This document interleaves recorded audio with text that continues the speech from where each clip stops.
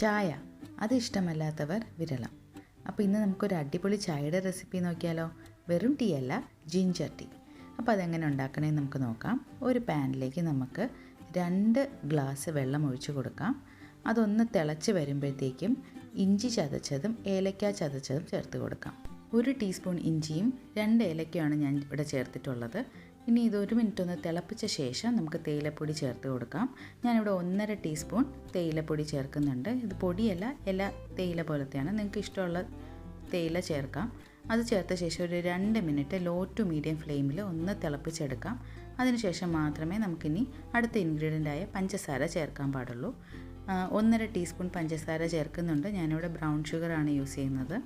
അതും ഒരു മിനിറ്റോളം നമ്മളൊന്ന് ലോ ടു മീഡിയം ഫ്ലെയിമിൽ ഒന്ന് തിളപ്പിച്ച ശേഷം അടുത്ത പാല് ചേർത്ത് കൊടുക്കാം.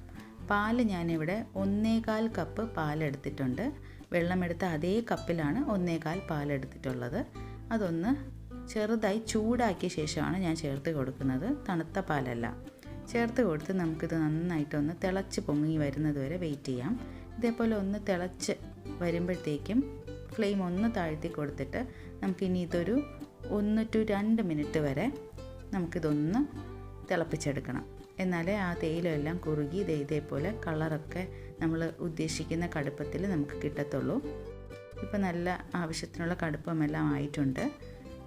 ചായ ഇവിടെ റെഡി ആയിട്ടുണ്ട്. ഇൻഡൈജഷനൊക്കെ വളരെ ഹെൽപ്ഫുള്ളാണ് ഈ ജിഞ്ചർ ടീ. പിന്നെ ബോഡിയിലെ ഇൻഫ്ലമേഷൻ കുറയ്ക്കാനൊക്കെ നമ്മളിത് റെഗുലർലി കുടിക്കുകയാണെങ്കിൽ അത് വളരെ ഹെൽപ്ഫുള്ളാണ്. അപ്പോൾ എല്ലാവരും ഇതൊന്ന് ട്രൈ ചെയ്ത് നോക്കിയിട്ട് എനിക്ക് ഫീഡ്ബാക്ക് അറിയിക്കുക. മറ്റൊരു അടിപൊളി റെസിപ്പി ആയിട്ട് ഇനി വീണ്ടും കാണാം. Thank you for watching my channel.